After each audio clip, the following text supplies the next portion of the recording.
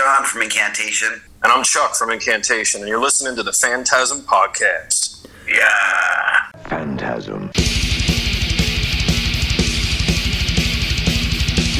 Maximum terror.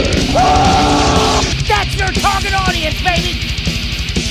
Phantasm. And you know something? I sort of enjoyed it. Phantasm. Sell the metal! Sell the metal! Sell the metal! Sell the metal!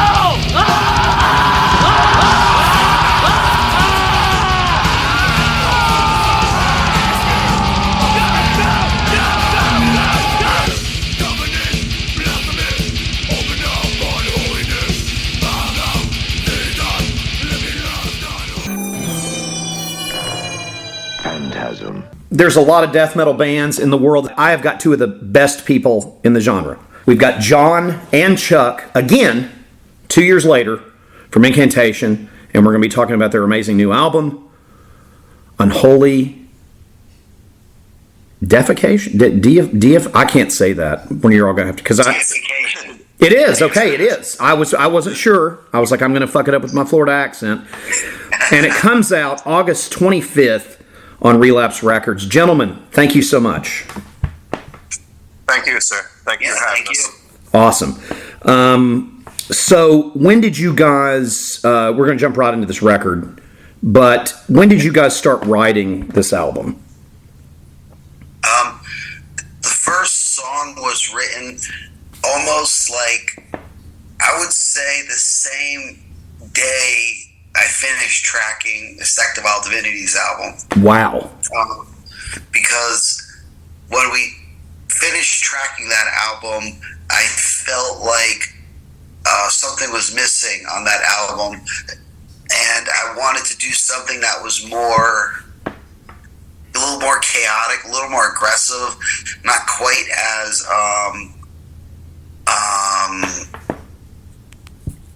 I don't know what the right word is to say, like not quite as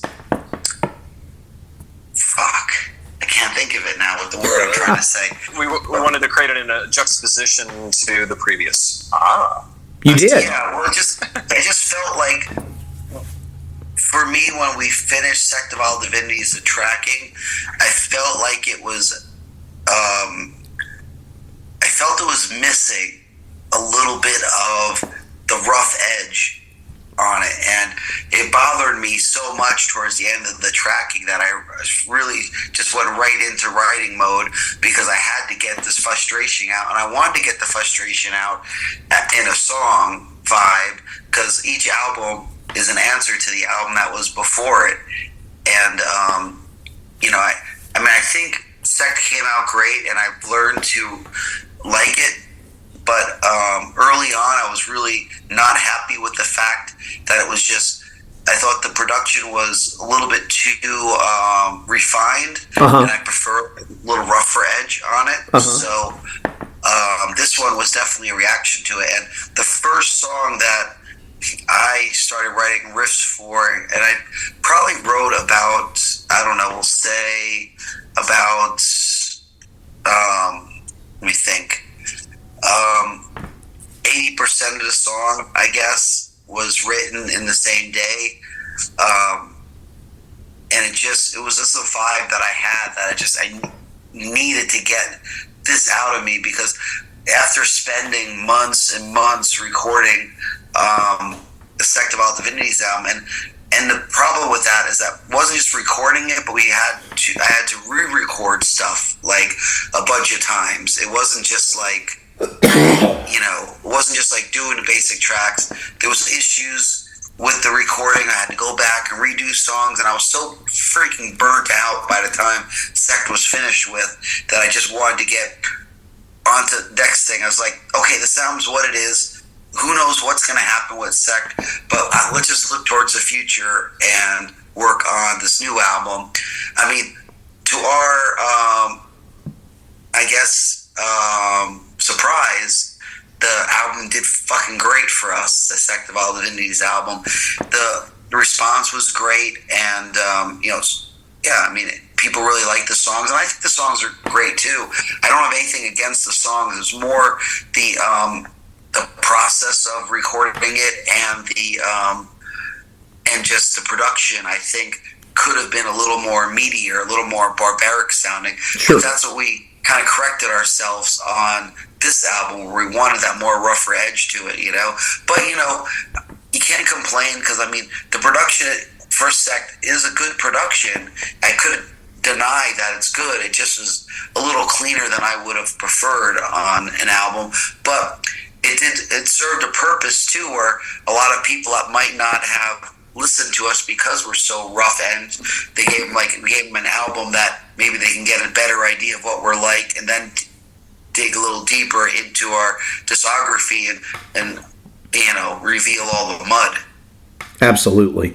So let's jump right into this record. The first track, Offerings. What can you tell us about that one? Well, musically, that was the first one that I wrote. So I think that's, we obviously wrote together at practice, but that's the first one I wrote the skeleton of. And like I said, that was just a total reaction to the Sect of All Divinities album and stuff. I mean, I don't remember. Chuck probably remembers a little better. I mean, did we have a lot of back and forth on that one? I don't even remember necessarily.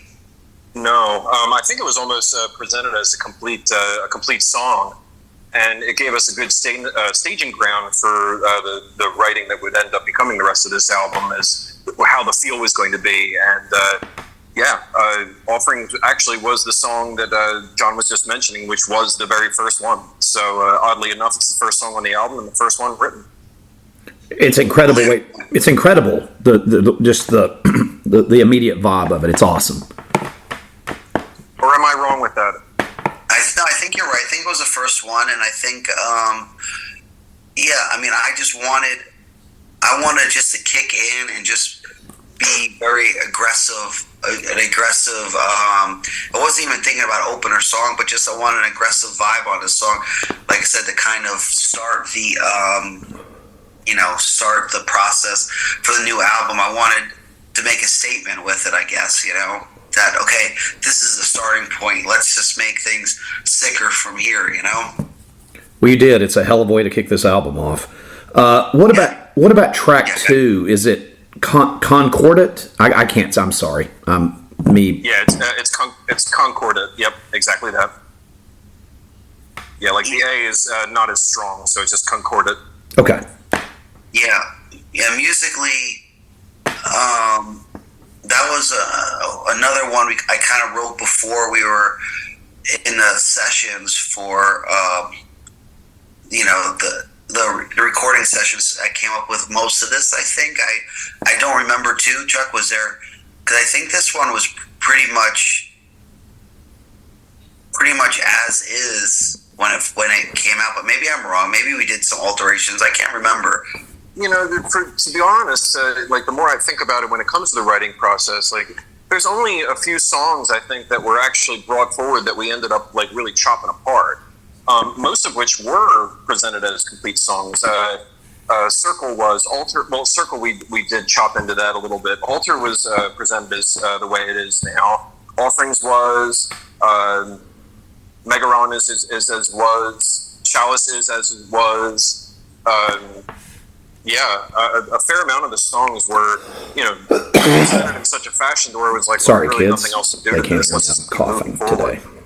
Well, with a song like Concordat, I think it was, I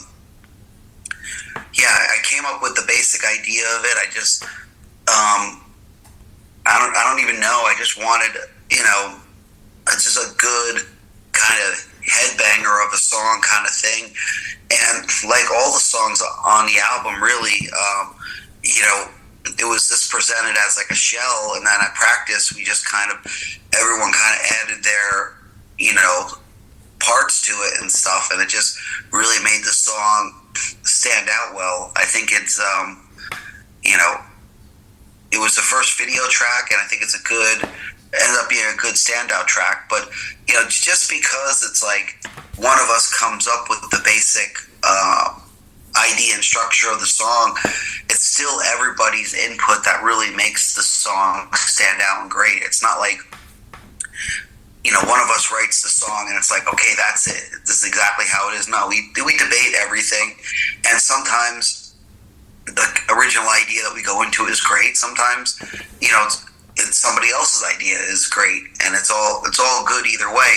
As long as the song ends up being good, that's what is most important, and getting across the feeling that we're trying to. Absolutely. What about track 3, Chalice? Yeah, that was a hell of a track that John created there. It is probably one of the most difficult to track, actually. It had so many different changes and riffs, and the ebbs and flows of it was just so hyper violent and everything. That was a real challenge, but a real accomplishment too. I mean, that song is one of the standout tracks on the album, in my opinion. It's fantastic. It turned out really well. Yeah, what's another early song I wrote? I think I wrote that one right after Offerings. I kind of came up with the idea of it, and it was really cool to, I felt really comfortable with the song overall before bringing it to practice with the band. But it was like once we played all together as a band, you just felt that urgency, that vibe, that great vibe of just brutalizing. I mean, I don't know what it is. It just worked. You just felt like being like 19 years old again, just sitting in a practice room, just telling everybody to piss off and just totally going for it. And at that one we did do a lot of not a lot, but a reasonable amount of alterations at practice to it to kind of make it as good as it is. I remember we changed the end of it, where the end was originally going to be more faster all the way through, but then we broke it down to like a halftime at the end where it kind of goes into the last little section of the song, just to kind of mix up a little bit. I don't remember whose idea it was, but it ended up working out really, really killer, giving it just a great, almost like the song, Journey just lands at a really great spot at the end, I think, or towards the end. It's incredible. It may be my favorite track on the album. I love the whole record, but it's fucking fantastic. Track 4, probably going to butcher this with my Florida accent. Going to do my best not to. Track 4, Homunculus. So it's homunculus. Sorry. Yeah. Yeah. Okay. No. It's fine. It's just not a very common word, but I didn't know how actually the goal was to actually make one word titles for these tunes, and homunculus is essentially like a vessel that could be like, what do they used to call it? The man in a drop. So it was like a full-grown human is inside that one drop. It's like a weird philosophy that doesn't truly exist anymore, but it would be the vessel that this God ends up filling up. You know what I mean? Like right. The experiences and so on and so forth that you're collecting throughout the course of the album. This is the vessel in which it embodies. But yeah, that song written that was John again, and I know that like as the song progresses, especially towards like the guitar solo, man, what a progression to lead you into this like almost like otherworldly kind of a riffing style. It's that's another standout one for me too, especially with the being the second single and everything too, with the lyric video. It's truly atmospheric, Oh, it's great. Yeah. It's awesome. I think I like what really. I like the overall kind of vibe of the whole song. It's really grindy kind of thing. But I gotta say, Luke's leads in there. I had these basic ideas of what I was thinking of, and Luke ran with it and just killed it on the leads. It brings out a whole nother vibe on top of it. Like it really, really accents the song great. I mean, every time I hear it, it's just like it sounds like it just was meant to be there, and he just pulled it out and just knew how to put it right where it needed to go. It's just a massive talent that Luke has of just knowing what the right notes are in that time. I mean, I know it's pushing it, but it's kind of like almost like a David Gilmour kind of note selection. Genius or whatever, And I always tease him and say that he's like the band's Randy Rhoads now, where he just comes up with this amazing stuff and just kills it. It fits so fucking good, Awesome. It's an incredible track. His harmonies that he does on Concorded as well are like, there's these two segments within the course of the song that are like a chord progression underneath. And he decided to put this layering on top, and man, I don't know what the hell he was smoking that day, but like it just fits so good that like now I can't hear it any other way. And it's like there are demo versions without it, and I'm like, yeah, this song just really boosted itself because of his application to it. He's an exceptional writer, exceptional musician, talent too, man, and a great guy. People that don't write songs don't always realize like you can have a great base of a song that is awesome, but it's like once everyone throws in all their stuff on it, it's like you can either make it or break the song, and it's like Luke, I mean, and everybody else, Chuck and Kyle, of course, but especially Luke, like really made something that I felt really great about and really good about. He made it like off the charts amazing. Like we all heard his stuff, his ideas, and we're always just like, fuck, it just sounds fucking good. It sounds perfect, like it was meant to be there. It sounds like you can't unhear it. And it's like the only real changes that Luke had anywhere on the album, I think, was only his own personal ideas changed. He wanted to try something else, but I don't think we ever came back to him and said, I don't know, that part might be, you could be a little better. I don't think that came up once. It was like every time we're just like, he just knows. He's just in the loop. It's such a fun thing to hear, someone's contribution to a song and just be like, knowing that they made it better. It's a awesome feeling to know, because it's like linking in. It's like a unity thing. It's fucking great. Awesome. And it was always after the fact as well, because like you would have a particular like demo version or whatever, and then we're going to track, and you don't know exactly what he's going to do. And then that one take wonder kind of situation comes in, where the first thing that he's presenting, we're all shaking our heads going, yeah, that's perfect, dude, keep going, and it was made it for a very fast and enjoyable experience to always be met with something that you don't really have anything else to add to it. You're like, sure, it's fine, move on. It's nice to not have to be like, yeah, that's good, but maybe, you don't have to say that. You can just be like, oh yeah, there you go, it's done. What about track 5, Invocation? That's the song that I actually just mentioned a few moments back, actually, was that it reminded me very much and harkened back to the days of Vanquish and Vengeance when we were playing with Alex Books, to where all of us got together and wrote something from the ground up, and we were done in a matter of like 3 to 5 minutes, and it is how you hear it now. That kind of collaboration and egoless and seamless working relationship that we have, being not just bandmates but friends, really that song is a testament to that, and it's actually my favorite on the album because of it. Yeah, it was great to have that just group effort on the song, and not just having a group effort, but having a group effort that just like flowed together seamlessly. And it was just one of those fun things where it was just like, we had a couple riffs, we found a way to put it together. Chuck and Luke spent a little time working on a couple parts. I was doing something else. I came back.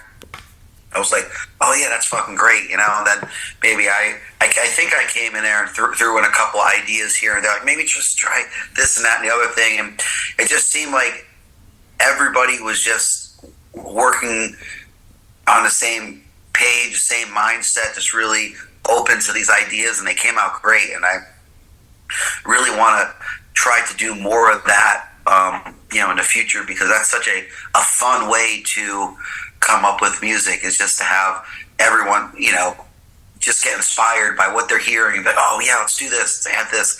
It's such a fun feeling. Awesome. What about There was like a genuine. Oh, sorry. No, go ahead, Chuck. I'm sorry. No, it's just like there was a genuine excitement, and I remember specifically that when there was a portion within the course of the middle of the song, and we didn't really necessarily know what we wanted to do, but we knew we wanted to transition into a faster riff.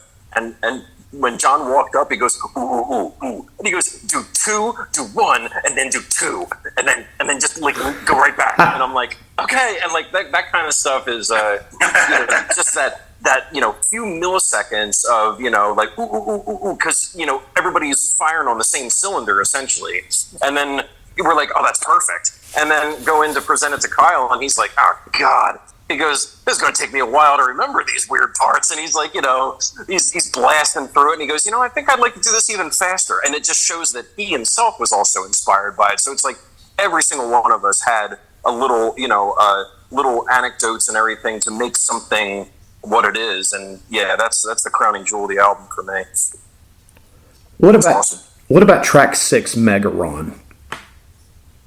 That is Luke, through and through. Yeah. He had presented that to us at a practice session we were at, and he's like, I had all these riffs going through my head and everything, and he goes, but I've never actually played them all the way through, so let's see what happens. And we didn't touch a thing. It's exactly how it was at that point, and that's something to even take more note of as well, because that's Luke in all of his glory, man. Like that's his baby right there. So that's good stuff. Yeah, it's a great song. We just knew when we heard it, it was just like, it's pretty damn good. There wasn't really a lot to add to it. I mean, obviously everybody threw in a little bit of their own into it, but it just the overall structure and everything was pretty much there, and he had good harmony ideas. It was just it was a pretty easy one, really, and I think it's good. I think it's a standout track, and it's a great way to start the second side of the album with the dan dan dan dan dan dan dan. It's fucking sick, And it even has a little intro in front of it too. So it's like that cool little build up, and then it's good stuff. What about track 7, Convulse? That was John as well, I think, but that one we did kind of dig into a bit, and worked our way through different riffs and arrangement and the like and everything. But it was again, like, there's no real overhauling that had happened, particularly in this album. It just kind of built upon itself. Yeah. That's I mean, that was just I wanted to just try something a little different, or something we haven't really done for a while, and just some of the riff structures in that were kind of very say old school for us to do, which I kind of wanted to embrace that a little bit in that song, and I think it came out good. Do you know what? I'm wrong. I'm thinking of Exile, not Convulse, because Convulse is the one that actually I wrote. Oh, is Convulse? Is that right? Is that Exile? Fuck. Yeah. See, no, I think I'm sorry. I think I got confused with that. Exile is definitely the one where we worked together with that one. That was the more mid-paced tune. Convulse is the one with like right.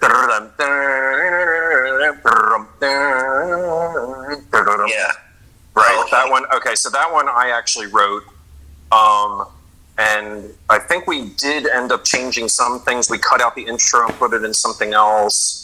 It did take some restructuring and stuff. Didn't one of the riffs go into that song that was on the Blood Incantation split? Yeah, that was another one that I wrote, actually. That was, but that was the more mid-paced one. This one was a little bit faster. Uh-huh. Well, cool. Yeah. Okay, sorry. No, it's good. No, it's all confused there for a minute. It's all good. What about track 8, Altar? Oh, that's John. Yeah, that was the real doom-oriented one. So many layers and just that song is. That one, actually, you presented that with all of its respective layers and said, okay, you're doing this part, you're doing that part. And it was almost like an orchestration. It was really kind of cool in a lot of ways, too, because we didn't know, I mean, at least in my own head, I couldn't really see where it was actually going until we all started playing together. And I was like, oh, okay. Yeah. Yeah, it was definitely kind of a weird song. It was either going to be like some kind of intro to something or whatnot, but it just it just worked. I like the kind of the layering ideas, the harmonies for it, the kind of doomy vibe. Yeah, it was just I don't know, something that just kind of came to me, thought it'd be a cool idea, and somehow it worked, and I think it came out pretty sick. It's I like doing these kind of in almost like an intro or like a instrumental song that kind of has an eerie vibe to it, kind of kind of abstract a little bit, but also sometimes kind of simple and just effective, you know? Absolutely. And then I know we already just kind of did this, but let's do Exile again real quick, just that way I'm staying on track here. That's okay with you guys. No, you're fine. Exile was the original structure, I believe. John presented it to us, and then I think we went on to rearrange it, per se. Not rewrite, but like rearranged it in such a fashion where to where you hear it now as it is. And that was just because of the transitions from each riff to the next. There are like little subtleties in the ways that the riffs like climb or descend.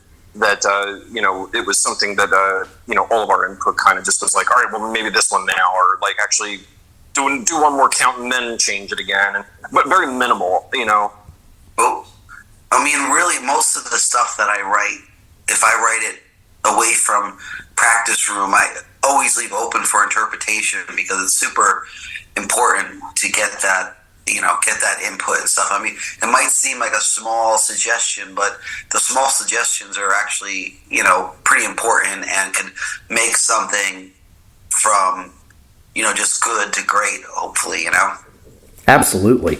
And then the final track of the album, Circle. Yes. So that was also John. But I remember that Kyle actually had put a lot of input into that one because he was changing the feel of everything, especially towards the middle of the song when the actual more chanting chorus portion comes in with all the different vocals that we had from our contributors. That it was that took on a different feel as well, switching to the kicks and the like and that middle part and everything. I don't remember that being in the original. Yeah, I haven't listened to the original demo version of it, but I think we added a little more life to it. I think it was maybe a little more, my original one was probably a little more doomier, I would say, or something like that. But even though it's still doomy, we added a little more, feeling to it, or not feeling, but just motion to it, or something like that. But yeah, I mean, I think a lot of times Kyle really connects with some of the doomier stuff and really throws in a lot of great ideas with that. And Kyle and myself, we've been writing so long that, especially on this kind of stuff, it's like we almost can anticipate what each other is going to do, which is really awesome. But I think it came out good. I mean, it was the way that, kind of the feeling I was looking for. I wanted something that was just really bleak and gives you that feeling just total desolation, like you're fucked kind of thing, So I think it worked out good, and I do like the the chant part in the middle of the song, because we really don't do a lot of stuff like that, and this part just seemed like it worked out perfect. I mean, the part seemed like it was good for a chant, and then like the lyrics that we had, the part just seemed like it fit in the chant right, so it was really cool. And that one, of course, we had Jeff Becerra from Zest help us out on vocals in the chant, also Henry Veggie and my old bandmate in Revenant, and then Dan Vladimir, who's been filling in for Chuck on the tours that he can't do, all contributed vocal-wise to that part, which we thought was just a cool little extra thing to have some of our friends and legends help out with that. It's kind of like our own personal cool thing to do. You two are the nicest people, and I interview a lot of people. It is an absolute pleasure to have both of you on every time we get to do this. Kids, Unholy Deification comes out from Incantation August 25th from Relapse Records. Incantation, one of the most important bands in death metal. These two gentlemen are class acts. I love them. I love getting to talk with you. Gentlemen, it's an absolute pleasure every time we get to do this. The reason that I'm stopping real quick, I wanted to talk with you all about this because I'm very upset about it, and I would love your all's thoughts on it. I'm absolutely mortified that Bill Friedkin died the other day. I'm a huge fan of The Exorcist. I was thoughts tragic. On that? Yeah, no, that was an absolute tragic loss. But being 87, man, he had a really good run. He really, truly did. That's true. But for the amount of contributions that he did to cinema, I mean, Exorcist, yes, of course, is the standout, but don't ever forget Incubus. I mean, that. I love To Live and Die in L.A. I think that movie's underrated as shit. Sure, and what was it? The Guardian was also his. And that was great as well. I mean, how many people at that time period actually touched upon the more, pagan druid? Nobody. Nobody. So, have either of you ever watched Bug? Bug. Yep. I've seen ticks and slugs and nests and all that stuff. So this one, it's a Friedkin picture, and it is just these people are. I don't want to tell you what's going on, but they're at one point they're just literally peeling their flesh off. It's really hard to watch. It's like it sounds brilliant. Yeah, I was going to say it sounds great. Yeah. Oh, it's right up your all's alley. You could probably do an album about it. I mean, it's fucking crazy. It's interesting watching him do a body horror thing, because that stuff generally freaks me out because I suffer from eczema, so I have trouble watching body horror stuff. But fair enough. Yeah, keep away from Cronenberg then. Yes, I as much as I respect the man, I'm like, dude, it's way too. I can't. The Fly. I remember just being a kid and being like, why am I watching this? He's just literally dismembering his body to turn into an insect. It's not that it's not effective as all hell, because it is, but it's just, oh god. Yeah, I mean, the one that always bothered me as a kid was Shivers. Oh my god! Parasites living in your stomach and turning into a sex-crazed maniac. The swimming pool scene of that, and that oh my god! It's just what is or this? Or the father's trying to cut the one out of his own daughter, which is out home from school. It's brutal, dude. Great movie though. Guys, seriously, it is always an absolute pleasure. Thank you so much for taking the time to do this today. Chuck, I didn't know you were going to be on here, so thank you so much for doing this. John, as always, an absolute honor to speak with both of you. And we appreciate it. Yeah, man, very much so. Thank you for having us. Yeah, it's totally great. Phantasm. And you know something? I sort of enjoyed it.